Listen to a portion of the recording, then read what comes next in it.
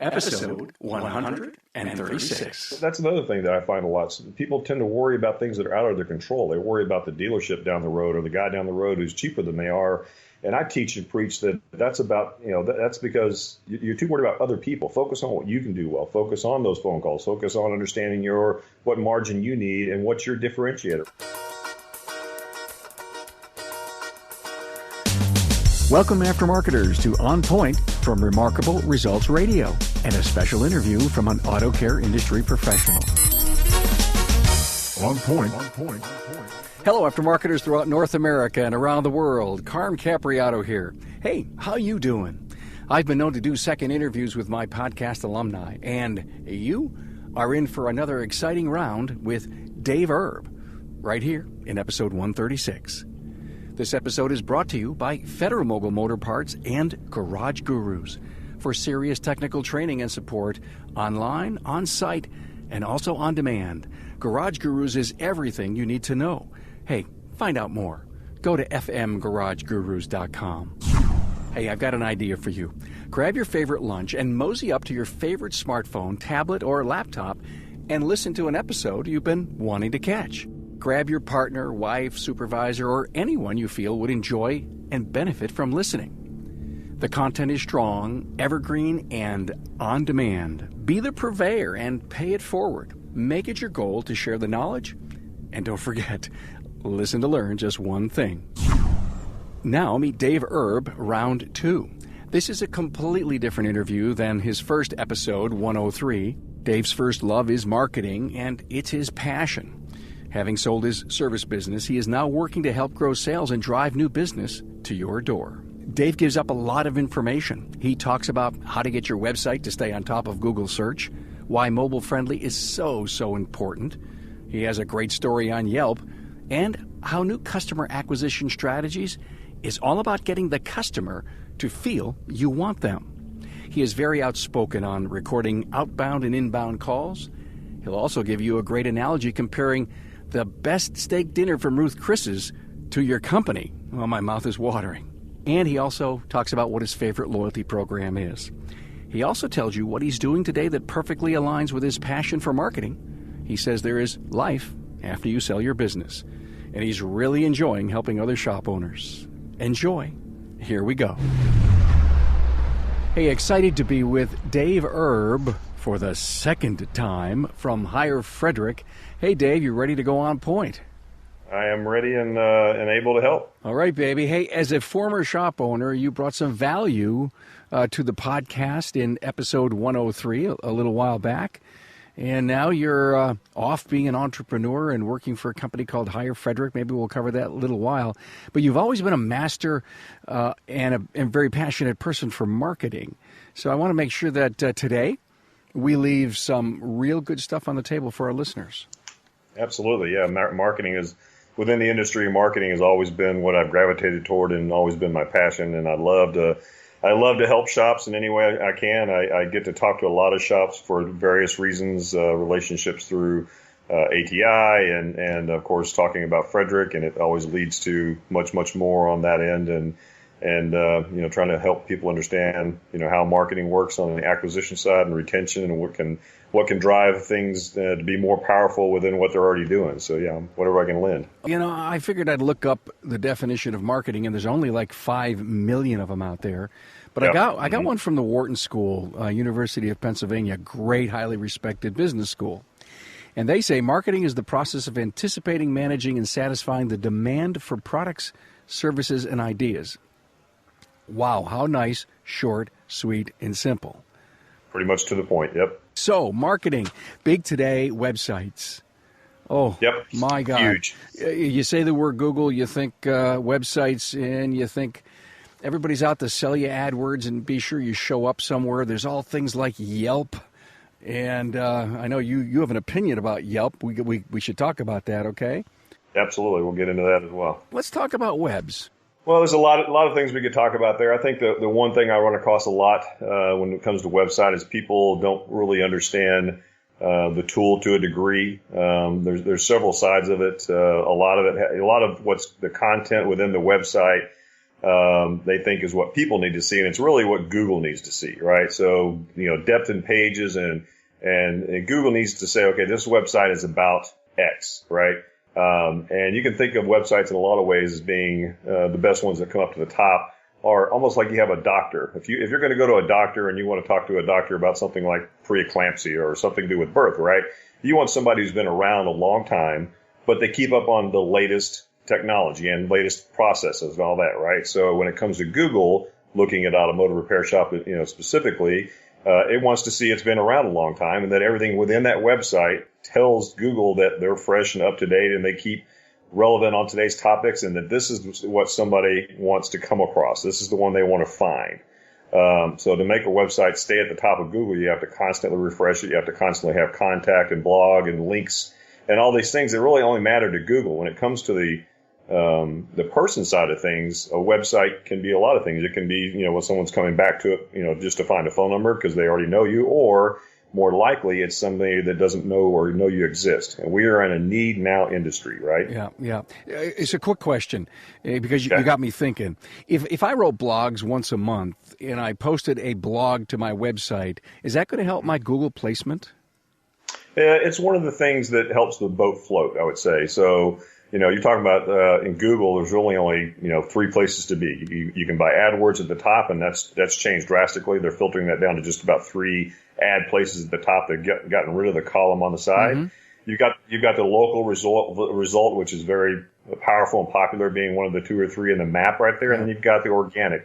And heat mapping and all these different studies show that if you're not like top 1, 2, or 3 organically or in the map, you really just might as well be on the second page, right? So it's very important. So all these components go into lifting that boat or getting you that top placement. Length, how long you've had the website, content. Is it mobile ready and fresh? Is it, blogs and links and all these other things? Mobile ready. You just said one of the biggest things. I saw a survey that said that mobile overtook desktop. Yep. Mm-hmm. I can tell you my website last year for the first time had more mobile clicks on it than it did desktops. And it's gone from, instead of being a mobile or a PC type, now it's what they call responsive, which means it sizes itself to whatever device. Mm-hmm. Whether it's a tablet or, whatever size the phone is, it sizes it properly and organizes it properly automatically. So it's not either or. It's just one website that knows how to organize itself. And that's the technology that Google likes because that's the latest and freshest and all that kind of stuff. For our listener, and we could say that mobile has overtaken desktop. And you just said a million things here. You just said a pound of great information. That is, your website has to be mobile responsive. And if our service professional who's listening to us hasn't done that. Right. Now, there's a lot of them out there that really haven't. They think of it as like, okay, I built a website 5 years ago and it's fine. It looks good. That's good enough. And that's not good enough if you want to stay on top and stay relevant. And the other thing I come across with websites is that, people, once again, they think it's about the people. And it's, once again, a lot of the content, a lot of the pages that are second, third, and fourth pages, landing pages are about telling a story of what you work on and what you do. So Google can see that and offer up the relevant result as people searches auto repair in your area or Audi repair or whatever it might be that you want to be known for. But when it comes to the people side of it, there's really only a few things. It's got to capture their attention and say, this is the place I have to call. And it should tell them easily where the phone number is and what the address is, and maybe have a map right there and some stuff to drive reviews, to show them who you are, what you do, and that this is the only place I should call. And that's just front page stuff, really. I mean, what's the story? What's going to grab their attention? It's got to draw them in and say, I have to call this place. And that could be a look or a feel or words or whatever. But it's not about the third and fourth page or educating them on, a maintenance repair. That's all shop stuff. That's after the phone call happens. Yeah. You've always counted on Moog to keep you ahead of the pack when it comes to chassis innovation.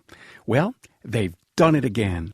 Most recently launched is the Moog ball joint with a pre-installed integral dust boot. It's designed exclusively for compression-loaded suspension systems, providing superior strength and durability for these types of vehicle applications. The dust boot is made from higher-strength materials and comes pre-installed, saving you time because it's easier to install. It also has a larger contact area against the stud, which makes a more effective seal. For your customers, the unit uses Moog's powdered metal gusher bearing that provides longer life and controlled radial and axial movement. you get the industry's leading coverage of 10,000 SKUs, including 4,600 for foreign applications. Hey, you've been installing Moog confidently for years, and now you know why. But you're saying smart. I keep thinking smart search. So if I lived in Elm Grove, New York, and somebody just moved into town and they needed to fix their car, would they look for Elm Grove Auto Repair, even though my place may be called Carm's Automotive?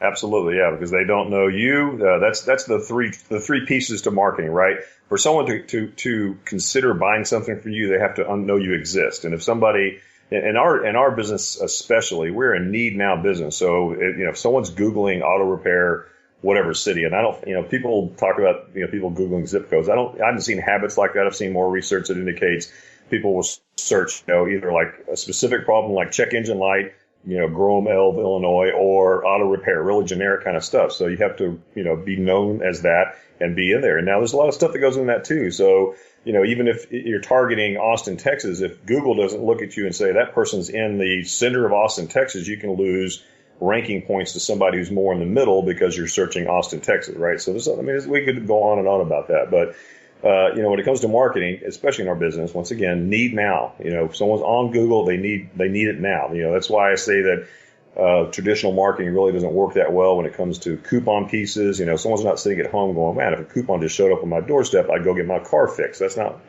that's why that stuff has such a low, rate of return. It's be in front of someone when they have a need and make sure you're the only person they can call. That your website, your presence, your reviews, when someone Googles your name after they find out you exist, you should represent across all mediums, Yelp and Google and everything, all should match and say a story that this is, great reputation. This is the place I must call. And you got to manage that reputation, don't you?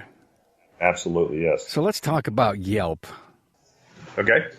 Well, so, my personal story for a long time, Yelp was something that I kind of fought against. I wanted to control it. I wanted to populate reviews and drive, good reviews. So I looked good on Yelp, but I didn't really, want to advertise on Yelp. Yelp is kind of known as a little bit like the mafia of the internet, right? They'll, if you don't pay them money, it's, they won't ever say this, and I don't know how true it is, but it seems like the good reviews don't stick as well and the bad ones kind of fall off and stay there. And they do show other people's ads, on your site. So if you don't pay, Yelp and then someone comes in and looks at you, they'll have other ads on there that says, oh, have you tried these people? They're 5 stars and you're only showing 3.5 or whatever. So they'll advertise other shops on your page unless you pay them to take them off. So for a bunch of years, I struggled with that and really couldn't grow the stars there, the reputation, or get the good, happy people to stick, because the problem is at Yelp, if you're someone that goes on and writes a review and it's the only review you ever write, they don't look at you as being a real Yelper, a real person. If you're a Yelper, you go on and you have friends that are on Yelp and you do a lot of Yelps and you're kind of this legitimate Yelper. So identifying someone who walks through your door that is a Yelper is part of the problem, right? So I created a program that works really, really well, and I'm willing to share it, and anybody can use it, rip off and duplicate all you want. But what I did was I said, okay, the hardest part is identifying Yelpers. So I paid Yelp a little bit of money, got rid of the ads, and I was able to create an offer. And my offer is 20% off first time visit, up to $100, and your next oil change free, because I wanted 2 bites at the apple. I wanted to see that customer a couple of times at least, right? So likely that they're not going to need an oil change on that first visit. Maybe it's a check engine light or some other repair, and you schedule that oil change. So get 2 bites at the apple, and I made that offer. When you click on that offer, it goes to a page on my website that can only be gotten to by that link. You can't come across it. You can't accidentally find it on my website. And it has a form they have to fill out that tells my managers these people came from Yelp. Plus, it's the only offer that applies to Yelp, right? So now I've identified the Yelper. I've given them a great offer and a reason to come in. We're hypersensitive that they're Yelpers. We do a great job with them. We get at the second bite of the apple with the free oil change. And then Frederick comes along and asks them if they're happy. And if they're happy, we say, great. Frederick goes, hey, do us a favor, do us a Yelp review, right? So we link the two together, and I've been able to grow my reputation on Yelp from about 3.5 stars a year ago with about 20 at each shop, 20 Yelps, to over 120 at each shop, 4.5 stars, looking awesome. And it's been a great acquisition tool, not only from a standpoint of getting customers through Yelp, but when people go Google my name, once they become aware of Dave's, because I still do all the marketing for all the Daves. Once they become aware of Dave's, in a Google days, that, that second level person that just doesn't pick up the phone and call, then they see, that we're very strong across Yelp and Google and other review sites as well. Okay, so you figured out Yelp, and obviously very smartly. What other sites out there do you have to worry about? Well, it used to be Google Plus up until recently, and that's that because they tried to get in the kind of the Facebook type game and really didn't succeed in the way they wanted. So they've been changing that, and of course Google's always changing. So Google reviews don't pop up on front page as much as they used to, unless you type in like looking for someone's reviews or Google.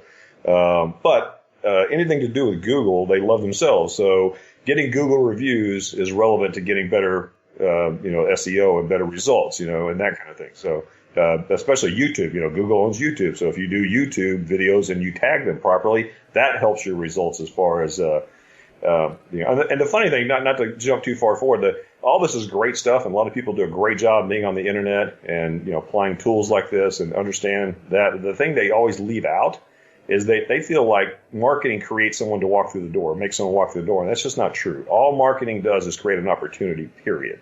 And that's a phone call. And people don't pay attention enough to what happens with that phone call. That is the biggest part of your marketing toolbox, and it's the least one to pay attention to. They don't record. They don't have scripts. They don't have, all these kind of things, right? And that's why the call recording and the script is becoming so important today, because you are investing, but when that ring comes in, or even that person walks in and says, hey, I caught you off the internet, they got to go into the right mode in order to secure that business and trying to create a lifetime customer? That's exactly right. So that's the kind of the piece. You've got acquisition, and people do all this, pay-per-click stuff. You spend all this money to create that opportunity, and they don't capture it. They don't train their people as to even how to answer the phone and how to invite them in. Just as simple as say yes, and not talk yourself out of business. People call and you say too much to them and you put them away. You don't actually ever answer their question. I find it much more simple to just say, yes, we can take care of you. When would you like to come in? And just make it that simple. Today or tomorrow, it will get you taken care of. We're the shop you need to come to. However you get that across verbally to a customer, that they feel that on the other end of the phone, they feel you want them, and you're not just saying, I'm too busy, I'm blowing you off, or stock standard template answers that don't feel right coming across. You know what I'm saying? I do. Yeah. And so business is getting more sophisticated than anyone ever imagined today. And I guess as business owners move away from working in their business to on their business, this must be one of the areas that they, even if they may not be good at it, can get the training to help them manage it.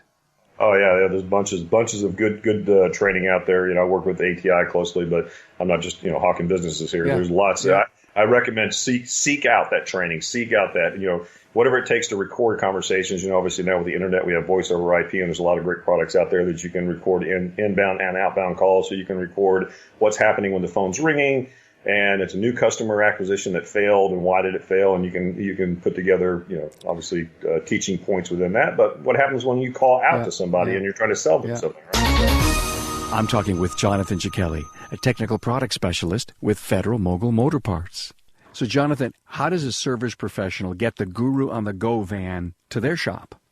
There's a couple ways. We do what we call cold calls, where we go around and just visit shops based on geographics, and there's also times where we team up with outside sales reps from other parts distributors and visit the shops on that basis. So I love this. You pull into a shop on a cold call, they see the van, and they're probably excited to see you. Yeah, I've had a couple shops where they've actually have already heard of the Gurus via Facebook or social media.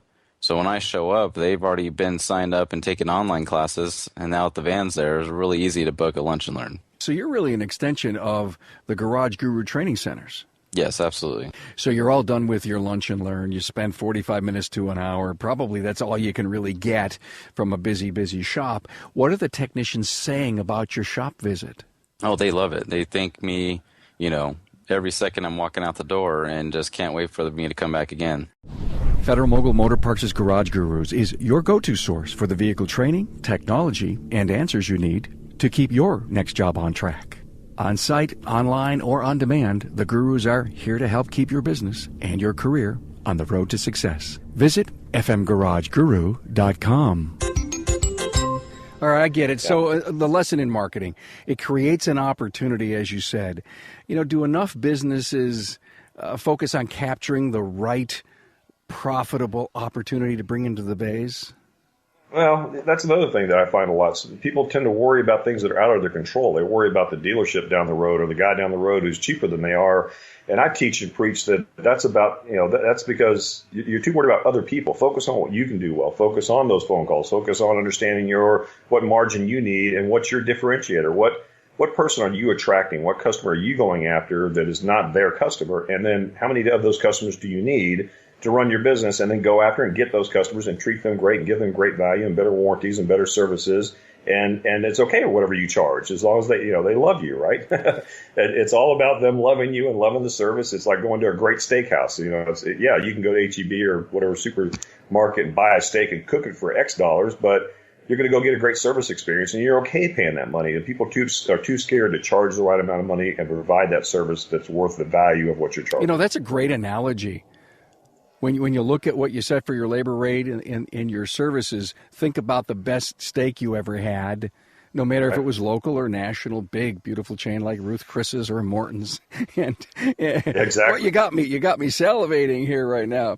And I guess if you say, listen, if I'm willing to pay $45 for this meal a la carte, right? Is exactly. My customer willing to pay me X amount for the experience that I gave him? Not only the quality of the food, the quality of the workmanship. It's a great analogy to face in your mind every time you get afraid about charging.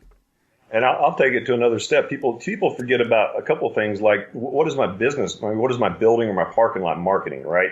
Am I putting out there on Google that I want to work on Mercedes and I can do that competently, but I got a 74 Chevy pickup truck and an AMC Gremlin sitting in my parking lot? Are they walking in the door and smelling things they shouldn't smell or see things they shouldn't see? Or, do I have flat screen monitors that represent that I keep up with today's technology? Or do I have flat screen TVs on the wall telling people why I am different? Mm-hmm. Are my people dressed properly to match the marketing message I'm putting out there? All that. It's almost like when you walk into a place and you feel invited in a restaurant that's your favorite restaurant that is your that somehow is better than anything else out there. It's the ambiance. Yeah, the awe factor. I get it though. I mean, Friday nights we go out with the gang and we go to local establishments. You walk into a bar and a grill that's got great food, and you're not going to pay $45 for a steak because of the ambiance.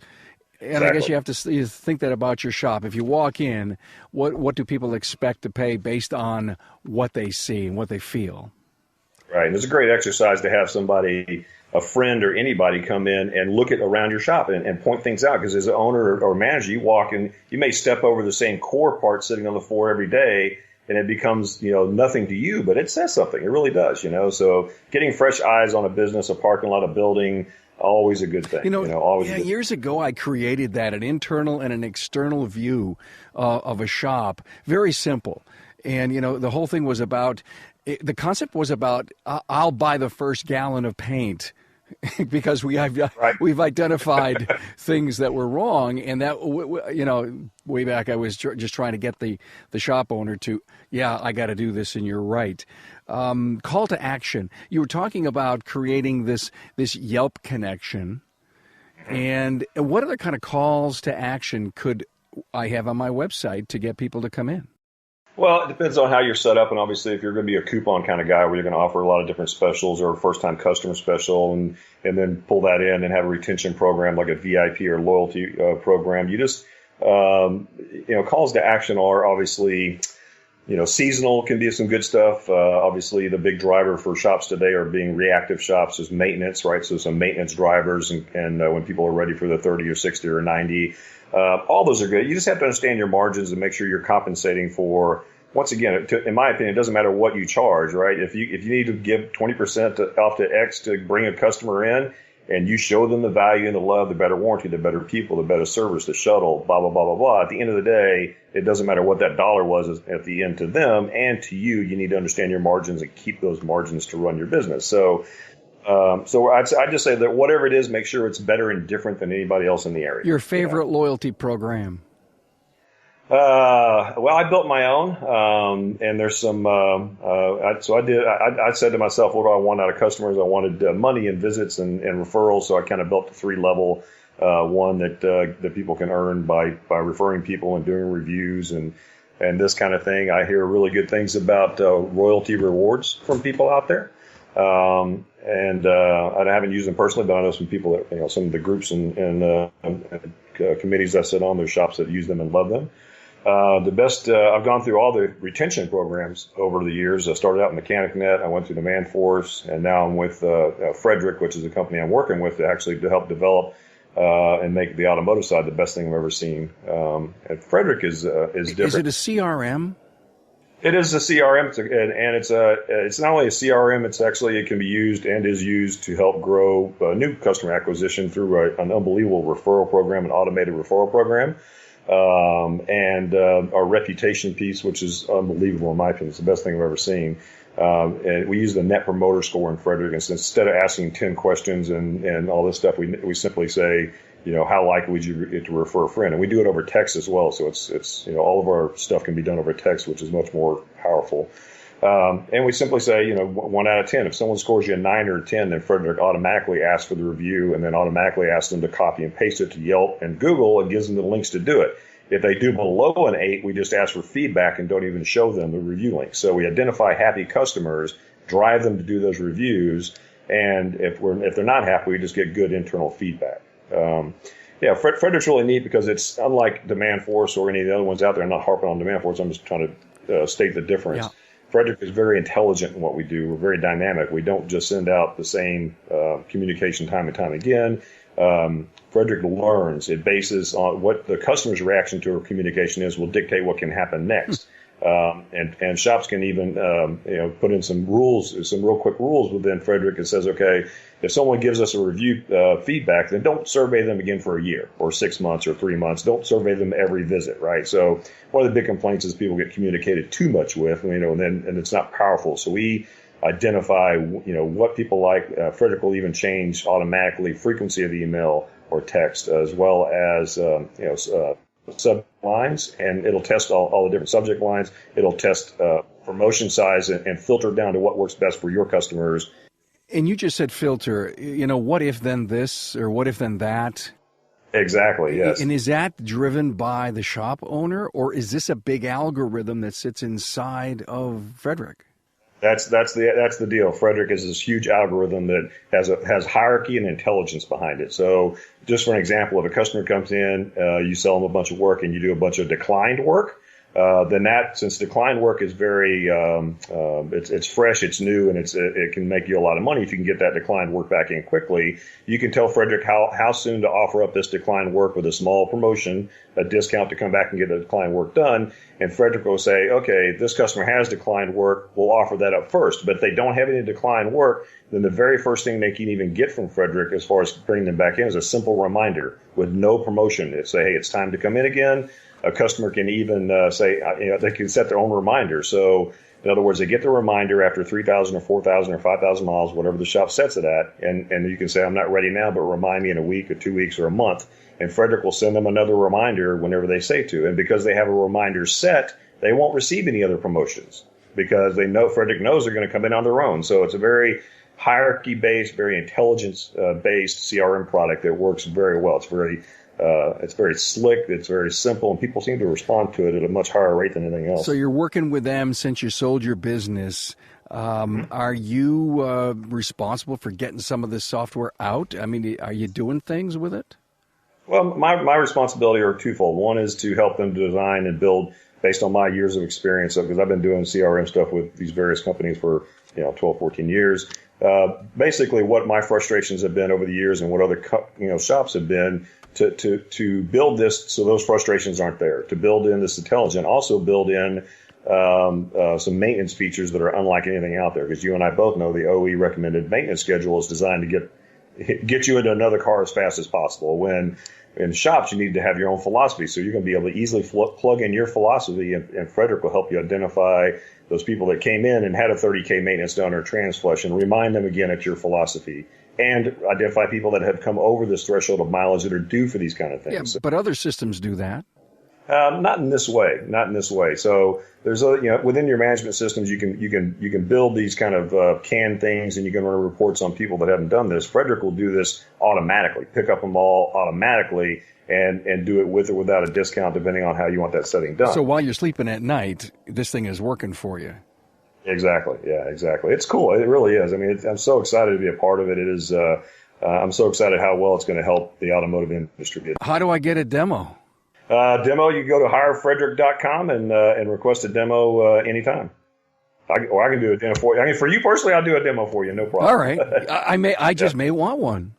Yeah, absolutely. In one of those, I love one of those days I'm kicking up with my feet up, nothing to do, I may just call you. Yeah. Hey, yeah. You've always been a fan. I've always heard you say this now since I've known you. Rip off and duplicate, R&D. Yep. What's your favorite R&D that you've taken and done great things with? Oh my gosh, that's a good question. So some of the things hanging in the shops that I'm proud to say I've created a lot of things that other people have ripped off and duplicated, and then some sayings and some Yelp things or whatever. And the things that I've ripped off and let's see. I would say that there's one thing hanging in my shop that says basically, and it just struck me as the coolest thing and the easiest thing to say, and it pretty much says. And I ripped this off from a buddy of mine named Lee. It pretty much says, it's pretty simple to Dave.